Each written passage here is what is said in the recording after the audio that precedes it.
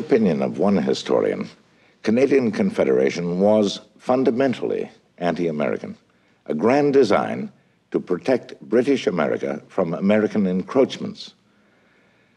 Certainly, during the legislative debates on Confederation in 1865, no fewer than 60 speakers referred to the American menace. Others claimed pro-Confederation forces were creating an anti-American bogey. Yet, as the American Civil War ended, many Canadians did feel that the victorious Union might settle wartime scores with Great Britain, with Canada the first target. So there was real relief in Canada when the Union armies were finally demobilized.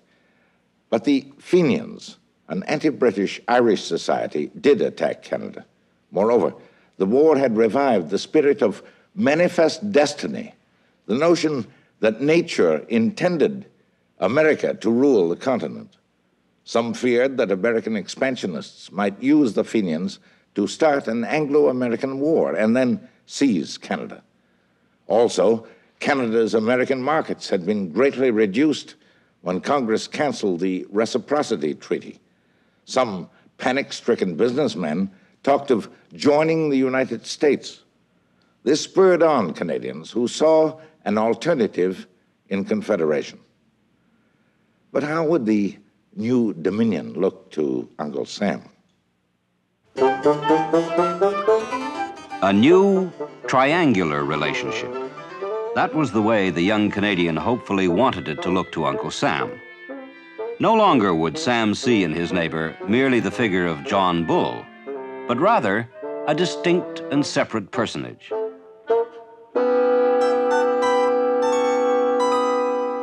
Less dashing was the actual figure cut by the new Canada, for it was still far from being a transcontinental nation. And that, according to Prime Minister MacDonald, was the only thing that would look permanent to the Americans.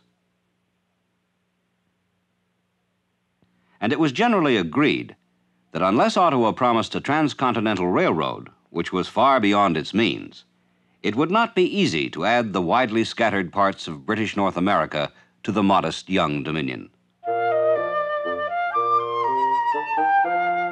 Modest she might be, but she was ambitious, this young lady, who embodied the vision of a nation from sea to sea. For she was determined to bring the vast spread of British North America together into one nation, like the United States. Yet the fact remained that the present Confederation fell far short of the grand design. The Governor-General's proud new banner bore the shields of only 4 provinces, and one of these already had tried to get out. The maritime colony of Nova Scotia would never have been in Confederation in the first place had the politicians asked the proud and independent Nova Scotians. Great sailors, fishermen, builders, and masters of ships, they had led the way during the golden age of wood and sail. But now, they lagged behind in the new age of steam and iron. The loss of reciprocity with the United States and growing protectionism threatened stagnation and decline. Joseph Howe, long a popular leader in Nova Scotia, was determined to keep the province out of Confederation. Howe had ignored Ottawa and carried his views directly to London. There, he worked hard to convince Britain's leaders that Nova Scotia needed greater independence within the Empire, rather than subordination in the Canadian Confederation. But the British government refused a request from the Nova Scotia legislature for permission to keep out of Canada. London's stand disappointed many in Nova Scotia, which was now facing depression. The maltreated province, some began to argue, should now consider taking up with Uncle Sam. Sam might be Sam Slick, but he was smart and well off and roused envy. Uneasily, Howe saw Washington or Ottawa becoming the choice, rather than London or Ottawa. His rival, Charles Tupper, who had maneuvered the province into Confederation, proclaimed the benefits of Confederation to Nova Scotians. The benefits seemed more real when John A. Macdonald suggested privately to Howe that better financial terms for Nova Scotia could be arranged. Soon, Howe was attacking annexationism and counseling compromise. Peaceful separation from Confederation was clearly impossible, and Confederation on better terms was the only alternative. The acceptance by Howe of a position in the Dominion cabinet meant that Confederation had officially prevailed, leaving the annexationists disgruntled in the wings.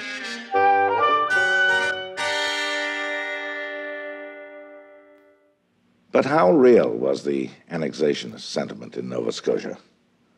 James Taylor, a propagandist for American expansionists, was encouraged when Howe told him states' rights are a necessity too in Canada.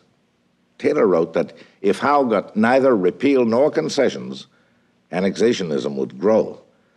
After repeal was denied by London, there was talk of British betrayal and of having the United States guarantee our liberties. Such talk now alarmed Howe, and Macdonald moved in with concessions. Together, they clipped annexationist wings. But what about American reactions? When American expansionist Ben Butler turned up in Halifax, Howe suspected him of using money to encourage annexationists. But Washington, intent on domestic affairs, gave them no encouragement. So the new Confederation didn't fall apart, but could it grow? The new Dominion had its expansionists too, who eyed the great gap between Ontario and British Columbia, especially Fort Garry and the surrounding Red River settlement. The Hudson's Bay Company still ruled the little colony, despite Canadian efforts to challenge the legal basis of its charter.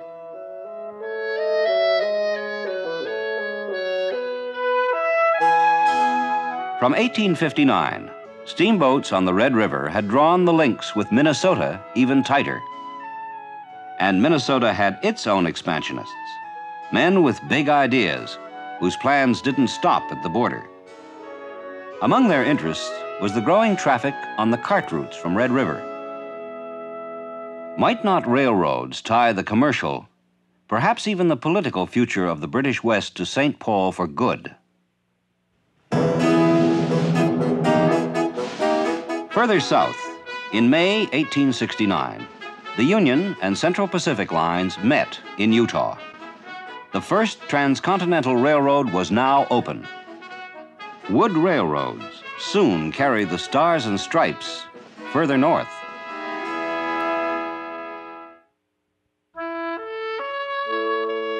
The key to everything was the orientation of Red River. The way it turned could open or shut the door forever to westward expansion. For a trickle of immigration had brought not only Canadians, but also Americans. Both groups were impatient to get things moving, but the little colony found herself facing a choice about who could do it better. A majority preferred Canada, but an American party argued that Uncle Sam could offer more sooner. It was said that some backers of another American railroad preferred to build north to Fort Garry and then west, especially if the border could be done away with. And the St. Paul and Pacific was already moving toward the Red River south of the border and talking of pushing north to Fort Garry. Rooming with Uncle Sam, then, meant good facilities at least. On the other hand, the new Confederation Inn of Miss Canada had reserved a room for the Western waif. Canadian interest was encouraging, but access to Canada remained desperately difficult.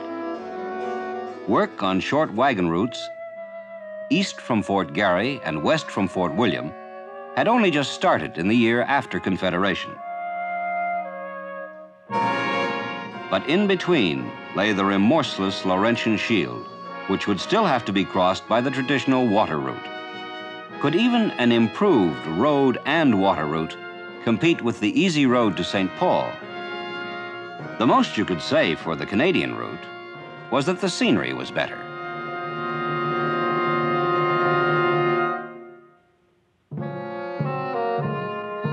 Despite many grievances, the Indians of the prairies, the fur men and the Métis hunters, knew that their way of life was respected by the Hudson's Bay Company.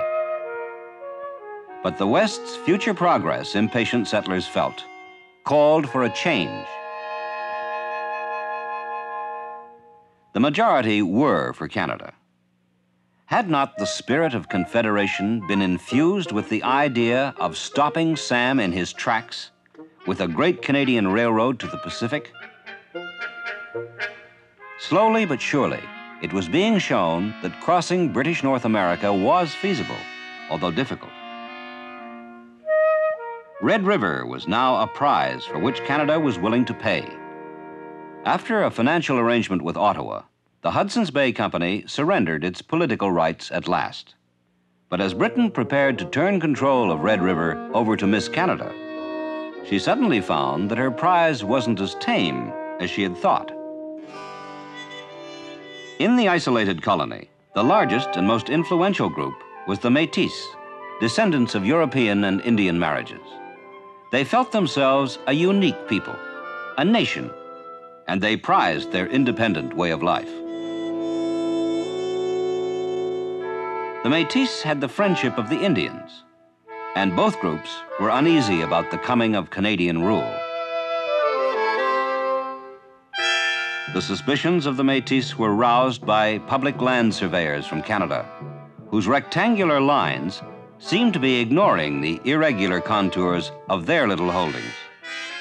This could only mean one thing, many whispered. The Canadians were preparing for a land rush which would wipe away all their claims and titles. Métis anger grew, particularly because they had been transferred to Canada without being asked. They had a capable and determined leader, Louis Riel, who now decided that Canada's manners needed improving. The first pupil was William McDougall.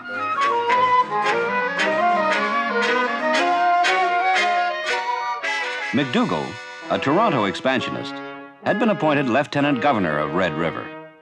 Arriving in haste, he found himself stopped at the border by Riel's men. Riel, a wild man to the Ontario press, very coolly took over Fort Garry and set up a provisional government. Riel had decided not to accept the transfer to Ottawa unless Métis rights were guaranteed. And until they were, his followers were prepared to keep Canada out.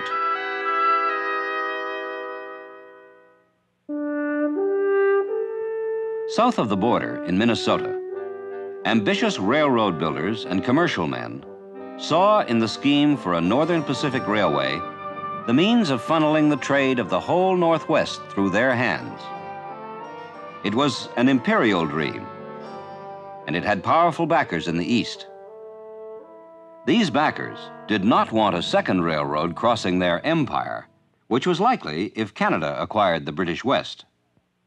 North-south lines feeding into the main American routes could better serve fertile regions like the Red River Valley. They would also serve American settlers and land speculators in Fargo and St. Paul. In Washington, things had changed.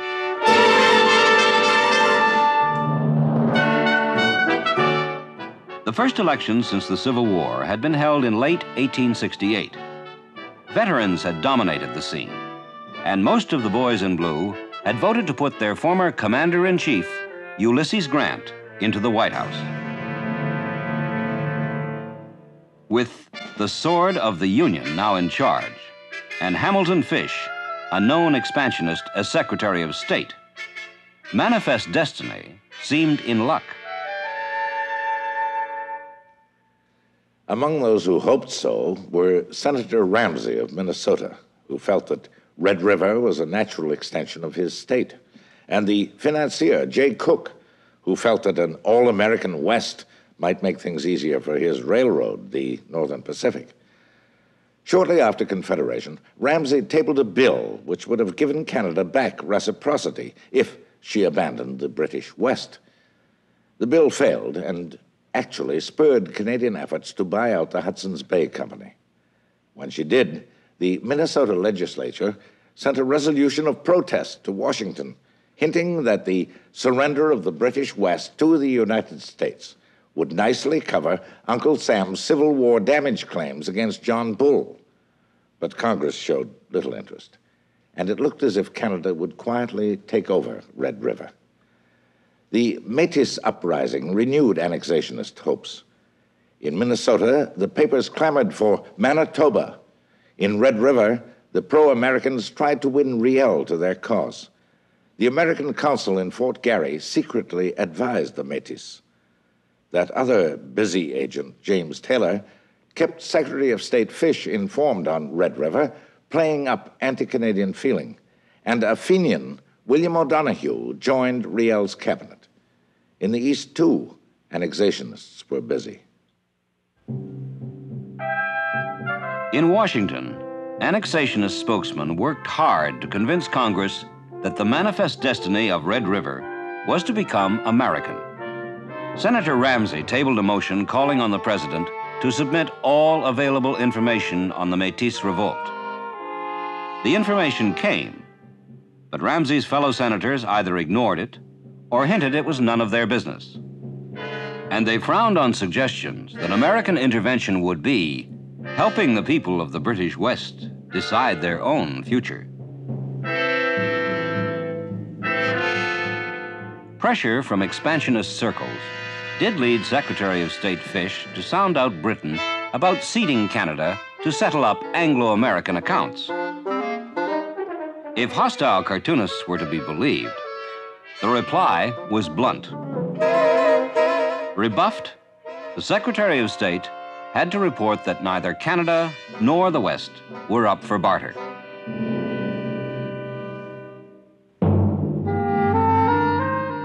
In the provisional government in Red River, meanwhile, an interesting figure sat at Riel's side.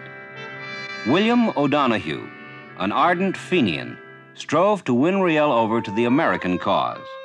Particularly, he tried to have Riel keep news of Canadian concessions away from the people. But the astute Riel was more interested in the concessions which the fear of annexation might bring from Ottawa. His main concern was the fate of his people and their little homeland. Above all, he wanted La Nation Métis to have land, room to grow. And he wanted reasonable guarantees that would keep his people and their way of life from being completely defenseless in the face of the advancing tide of English-speaking capitalism.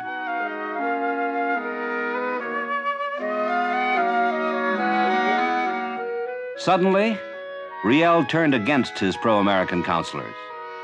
Canada's emissaries were allowed to speak, and a list of demands approved by Riel was sent to Ottawa. Ottawa's attitude would determine his next move.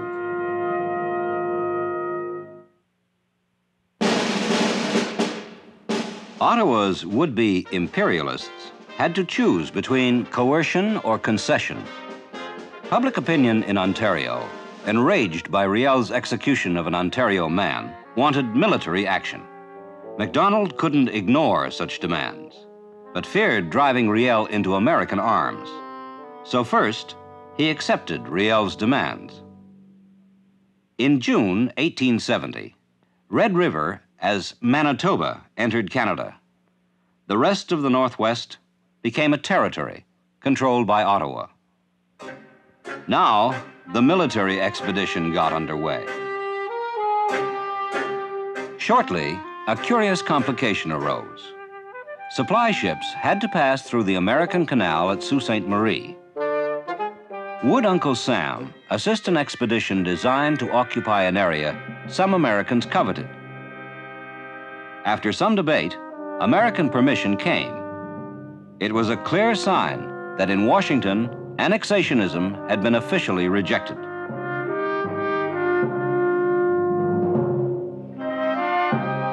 Soon, the expeditionary force was moving along the old canoe route, once used by the fur men from Fort William to the west.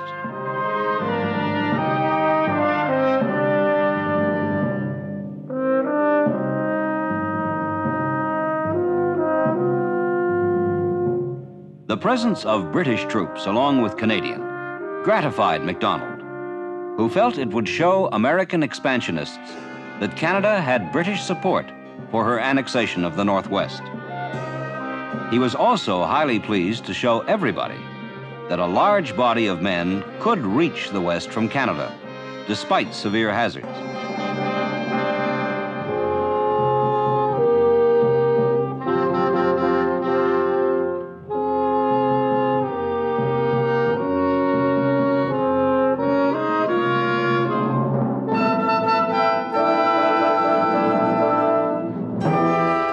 And reach it they did, finally arriving in late August at Fort Garry. But despite Canadian assurances, Riel suspected the military leaders of repressive intentions and escaped just in time to Minnesota. After Riel had opened negotiations with Ottawa, annexationist fortunes sank. Riel's increasing hostility and Washington's indifference isolated them. The meddlesome consul and the Fenian O'Donoghue slipped away. As the expeditionary force from Canada approached, Minnesota growled about the oppression of Red River. In Washington, cries of alarm from Ramsay and others drew only bored smiles. The annexationists' one big chance had been to win over Riel. But Riel knew that an American Northwest would be inescapably unilingual, English. Canadian Confederation, on the other hand, was supposedly a political arrangement between English and French, a union whose linguistic and other guarantees should accompany Canadian expansion. If Red River was to be part of Canada, then they must apply also to the Métis. But there was more yet to bid on. Formidable mountains, as well as distance, lay between British Columbia and the New Dominion, whose capital was 3,000 miles away. Access was almost entirely by sea. Only quick action had kept the flag of faraway Britain flying at all, when a flood of American gold hunters had swamped the colony in the 50s and made it part of the American frontier. But by the mid-60s, the boom had sagged.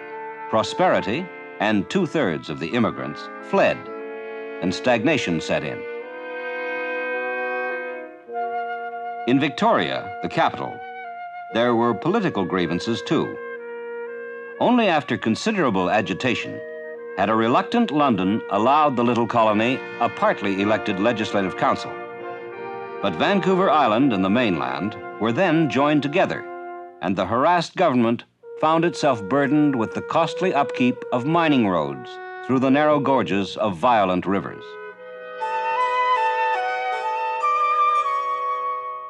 But the traffic, which only recently had supported them, had vanished. It was perhaps not surprising that an annexationist movement should appear in Victoria, where bankruptcy and pessimism went hand in hand. In late 1866, most still felt that reciprocity with the United States was all they needed. But others were now regarding the border itself with a critical eye. The mountains created a coastal world whose natural lines of communication ran south to Seattle and San Francisco.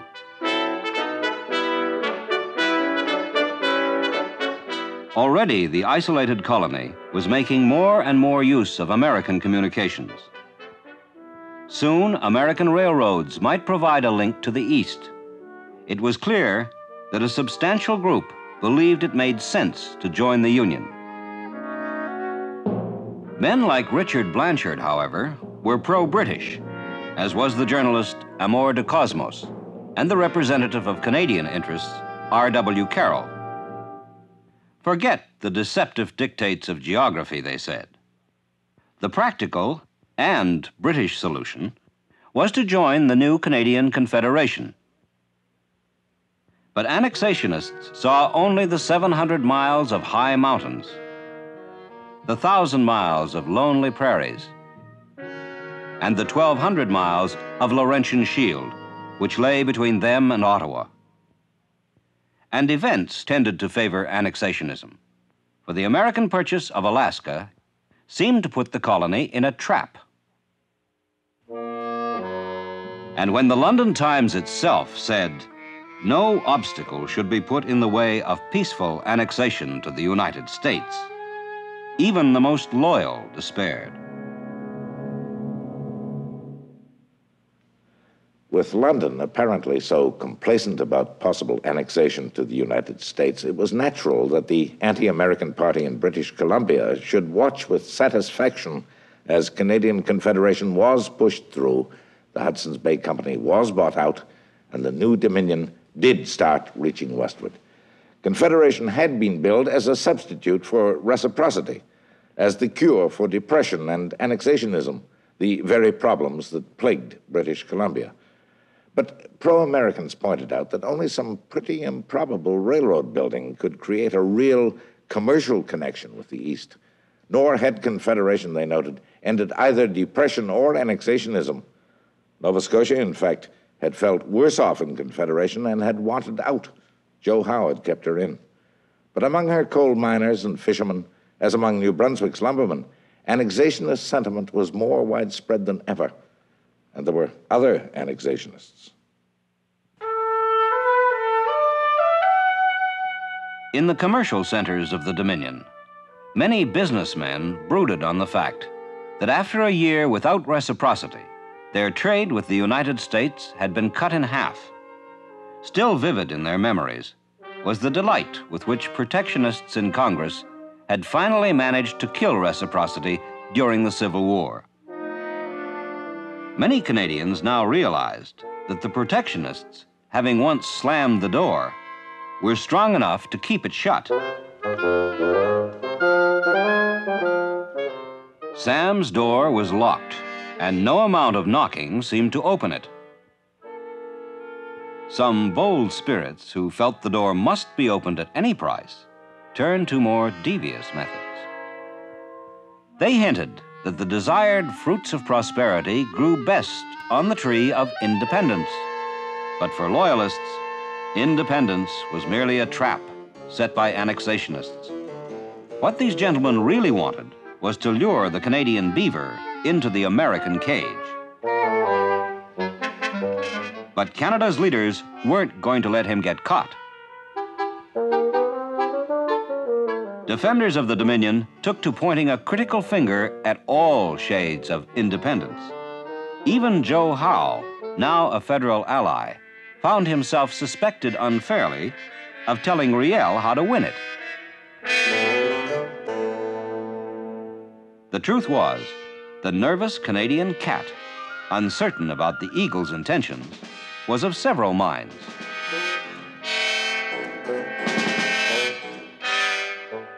Just how the cat would jump could very well depend on American moves.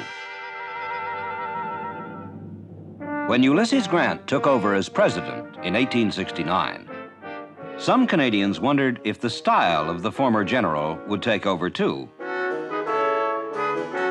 The new Eagle-in-Chief was a known expansionist, and some Canadians feared he might be capable of hatching new imperial schemes in the name of shelving old ones. An American nationalist mood was strongly in evidence.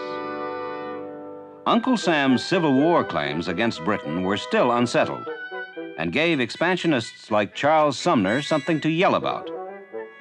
His arrogant suggestion that Britain pay up by surrendering Canada proved most offensive to imperial dignity.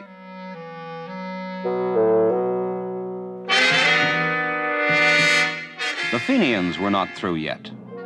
Once again, Canadian attitudes were strongly affected by their violent deeds.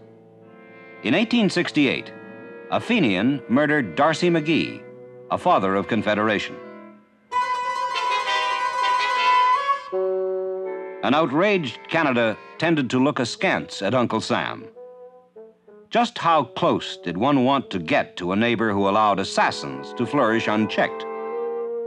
Better cling to Britannia, as long as Fenians were running loose. In mid-1870, there were renewed Fenian attacks on the eastern townships of Quebec. British and Canadian troops quickly repulsed the Fenian skirmishers.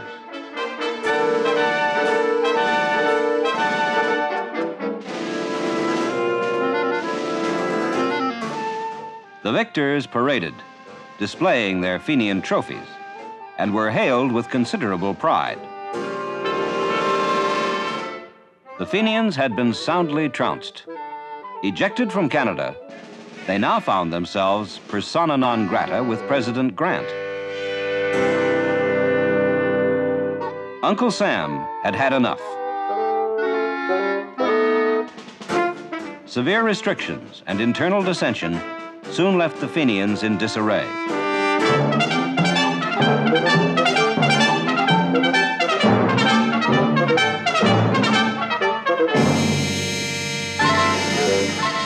The Fenian problem was at last in hand. A wave of anger had swept Canada at news of the fresh Fenian attacks.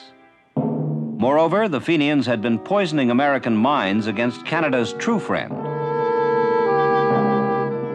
The St. Lawrence still needed guarding, and when the departure of the last British redcoats was delayed for a year, Canada, for the moment, felt more secure.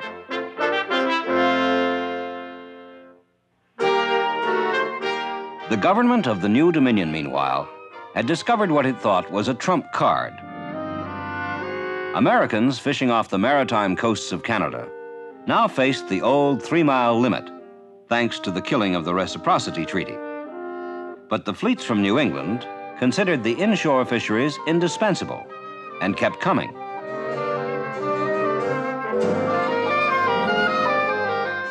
Their illegal presence angered Canada's depressed maritime fishermen.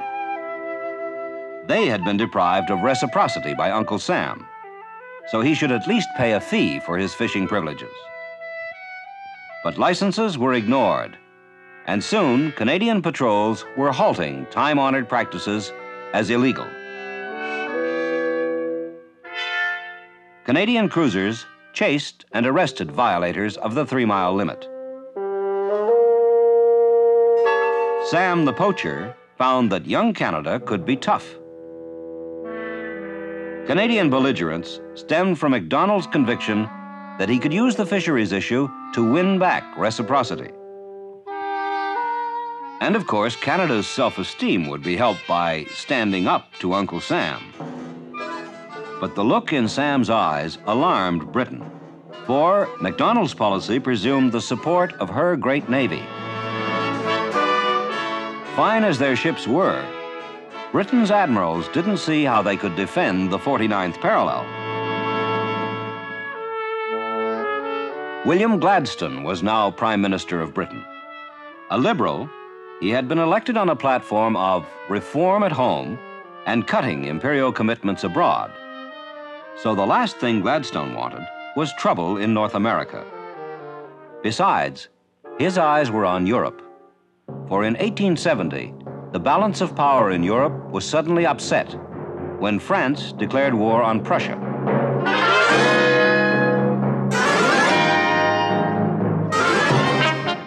French élan collided with well-organized and determined German power.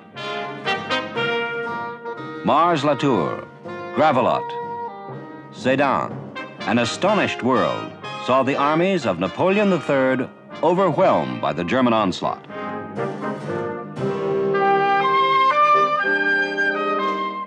British opinion had at first supported Prussia, but soon the swiftness of the French rout aroused sympathy for the fallen nation.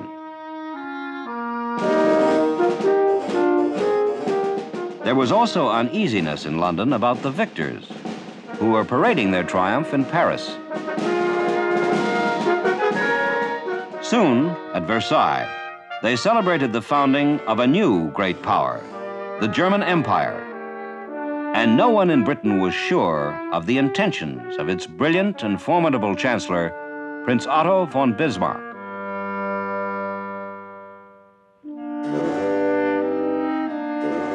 Russian moves were also causing Britain concern, for the bear was trying to break loose from some uncomfortable shackles. The Black Sea had been neutralized as a result of the Crimean War, and Russia had been forced to demilitarize one of her chief regions.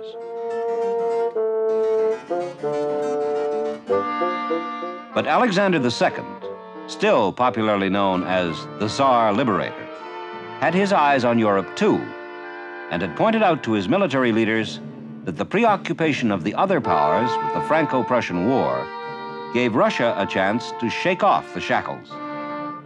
The Russians decided to denounce their obligations and soon showed every intention of remilitarizing an area of vital concern to Britain.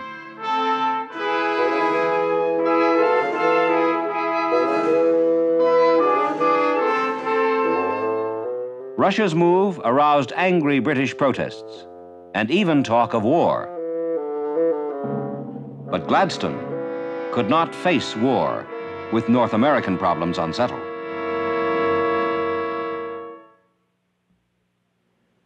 In his annual message of 1870, President Grant referred to Canada disparagingly as this semi-independent and irresponsible agent misusing its delegated powers and threatening reprisals. Canada's status in Washington was obviously pretty low.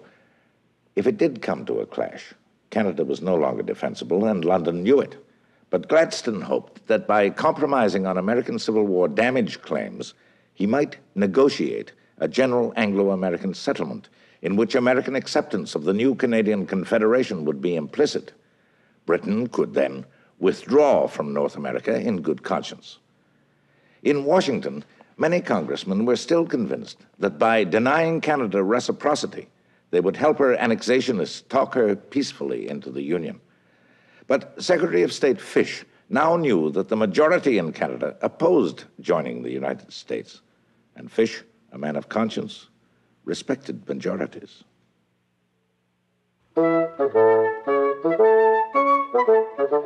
So in late 1870, discreet British approaches revealed that behind the closed American door, Brother Jonathan, too, was wondering if the hostile posture of recent years was still advantageous. Columbia knew she had John Bull just where she wanted him. Britain needed something, and Columbia was entirely willing. It was agreed to set up a joint commission. Fish himself led the American team, and the British delegation recognized Canada's increased stature by including Prime Minister John A. Macdonald. But Macdonald felt more worried than honored when he considered his likely role. His chief fear was that Uncle Sam's account against Britain would be settled at any cost, Canada's if necessary. The Alabama claims by now were a staggering sum. This bizarre figure, which even included claims against Britain for prolonging the war, had been inflated by public opinion to tremendous size.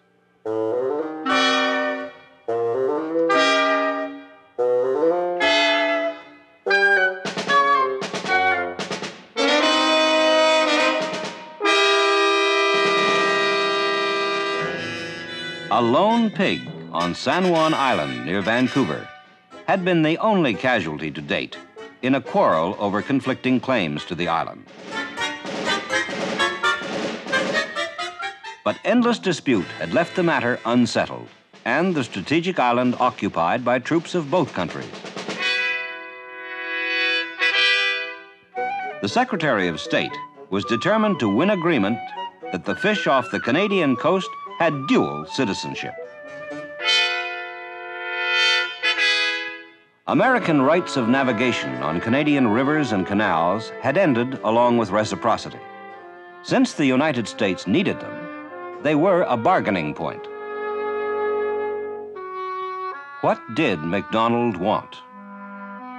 Reciprocity still seemed the key to prosperity to most Canadians. Although MacDonald was dubious, public opinion was convinced he could use Canada's canals and fisheries to make President Grant's protectionist administration unlock the American door. Only then would Canada be safe from threatening annexationism. In the minds of most Canadians, the havoc caused by the Fenian raiders seemed quite as real as that caused by the Alabama. But MacDonald, who was expected to push claims, could not even get the matter on the agenda. MacDonald's private doubts over his probable position at the conference proved only too correct. Trapped between two great powers, he found himself to be both the odd man out and the nuisance of the conference. His dedication to Canadian interests tended to interfere with the obvious trend to British-American compromise. The Americans had made a considerable concession in allowing the Alabama claims to be submitted to arbitration, which would surely scale down John Bull's bill. MacDonald deplored Britain's response, which was to allow the Canadian fisheries to go for cash compensation. The Maritimers treasured their fisheries, he complained, and would be upset if they were swapped not for real compensation like reciprocity, but merely for an olive branch and some cash.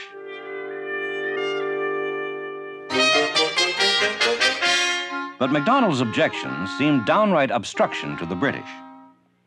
Privately, they told him that reciprocity was simply unobtainable and badgered him to accept compensation and sign the treaty.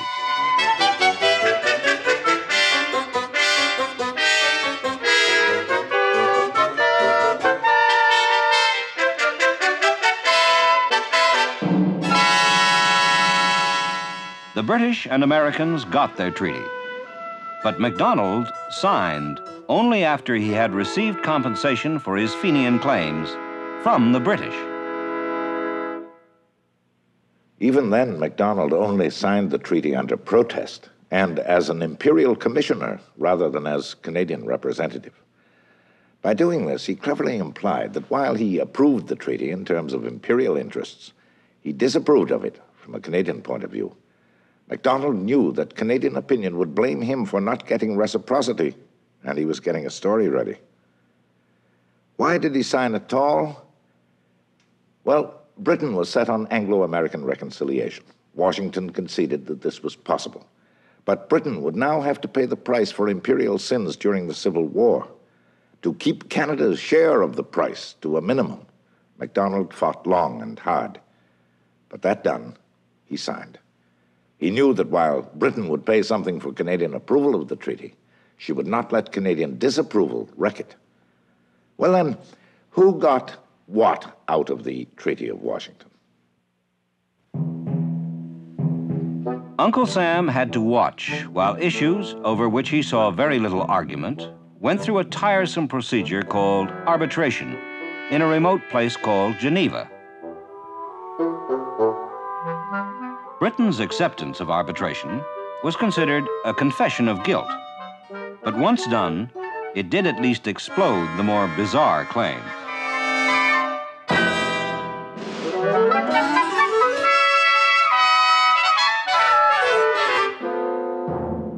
Now that the principle of the thing had been established, the bill turned out to be acceptable after all.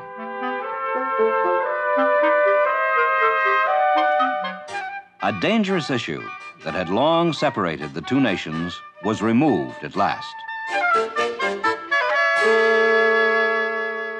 As for the issue of San Juan Island, the Emperor of Germany, who found himself appointed arbitrator, after due consideration, looked with favor on the American version of the boundary.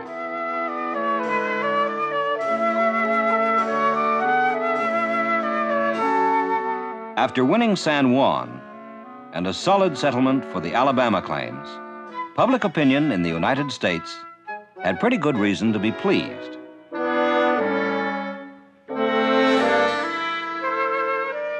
John A. Macdonald had less to smile about. In fact, a black eye and empty hands seemed to be all he had brought home from Washington. Angry voices were raised against this politician who gave but did not receive. Clever Colombia had received freedom of the fisheries, but had withheld reciprocity, its proper equivalent, and Canadians were outraged. However, it was not until April 1872 that Macdonald had to defend his Washington performance before Parliament. The speech from the throne earnestly called for ratification of the Treaty of Washington.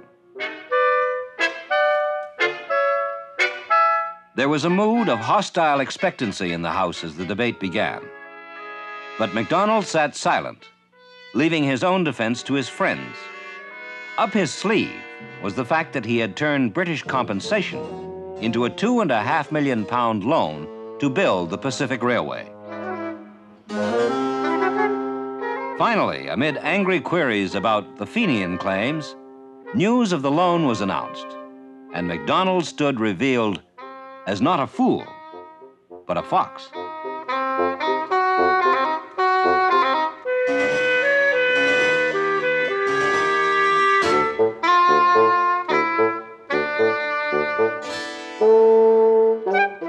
The treaty was overwhelmingly approved.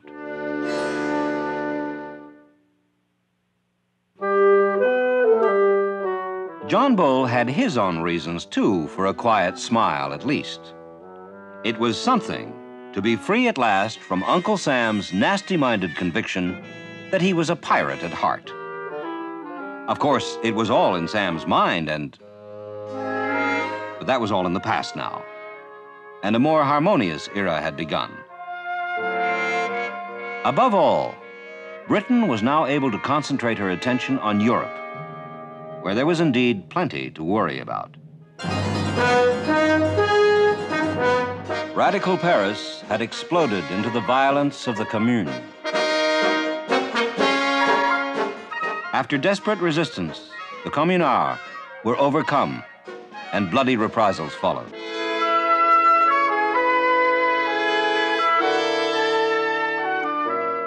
The tragedy of France was watched from across the Channel with apprehension. Also, Britain could now devote closer attention to the distant Indian frontier, where there was growing concern about Russian advances in neighboring Afghanistan. The British trooper had plenty to keep him busy.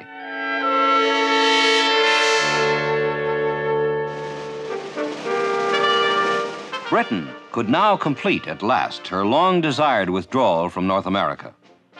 In September, the last units of the British garrison marched through Quebec's Saint-Louis Gate, down to the Grande Allée.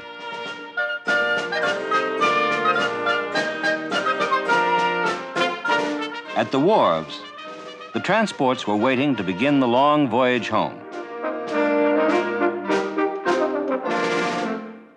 The provocative military power on America's northern frontier was being dismantled at last. It was 112 years since Wolfe's men had scaled the supposedly inaccessible heights known as the Gibraltar of America. Now, they were accessible to any American tourist. Britain's watch on the St. Lawrence was over. Britain's military withdrawal from the St. Lawrence and the interior recognized that the Union armies of the Civil War had demonstrated American military supremacy beyond challenge. On the water, American power still could not challenge British, but naval power could no longer conquer America. On the continent itself, there were no foreign bases now for the Americans to worry about.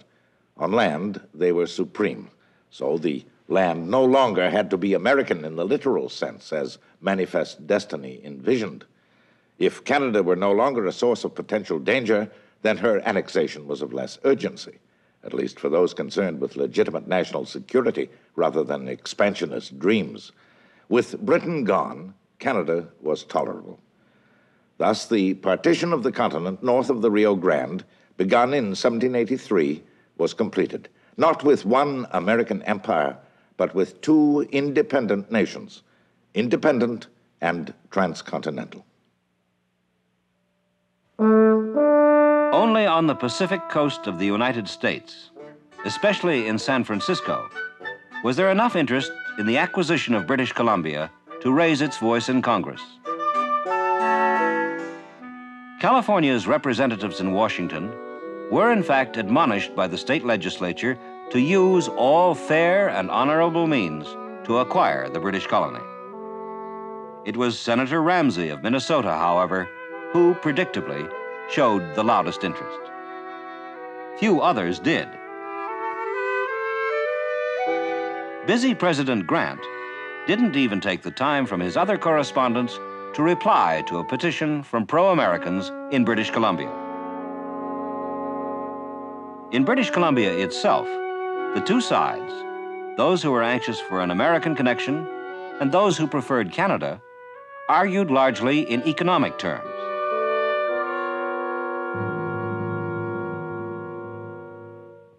Pro-Americans claimed that the completion of the Northern Pacific would make Victoria a great port, if it were American. Pro-Canadians pointed out that Seattle would be the terminus. Yet, the anti-Americans said, Victoria was even more strategically located than its neighbor in relation to the great prize of the future. This was the trade with the Orient, now being developed by the Western powers. And in the scramble for trade, Britain, rather than the United States, was in the lead. The pro-Canadians argued that if somehow a railroad could be built from Canada, British Columbia's ports would become key links in a faster British route to the Orient. Victoria itself would be the point of transshipment, and stagnation would end in the stream of trade. The pro-Canadians were tremendously helped by Canada's acquisition of the West. Britain also helped by appointing Anthony Musgrave as governor, for he, like most members of the Legislative Assembly now, was an aggressive advocate of Confederation. Soon, the Assembly dispatched delegates to Ottawa to negotiate with the Canadian government. They found Macdonald only too willing to tell them what they wanted to hear. He promised that Canada would complete a railroad to the Pacific within 10 years. So, on July 20th, 1871, British Columbia entered Confederation as the 6th province. But before Macdonald's transcontinental dream could be truly called completed, one small step remained. Prince Edward Island was small in size, but immense in character and self-esteem. The islanders liked their way of life so well, they might have stayed independent forever. But they tried to build a railroad, and as the debts grew, so did interest in Confederation. When the details of the arrangement with the Dominion were revealed, the islanders had good reason to cheer. Their railroads, their debts, and their absentee landlords had all been taken care of. On July 1st, 1873, the little island became part of Confederation, and Macdonald had reached his goal. The second transcontinental nation had been realized. We began by noting fear of the United States as a leading cause of Confederation, and so it was. But Canadians should also remember what Americans might have done and did not do. The American Civil War was the most terrible event in North American history. It was not entirely surprising that despair over apparent national disintegration should cause a Secretary of State to consider briefly annexing Canada as a diversion.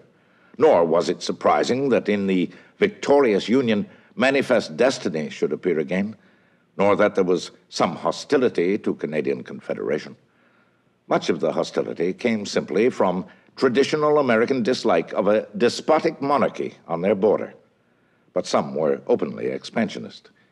Yet the schemes of Banks and Ramsay, the pronouncements of state legislatures, the petitions of annexationists, both Canadian and American, got nowhere.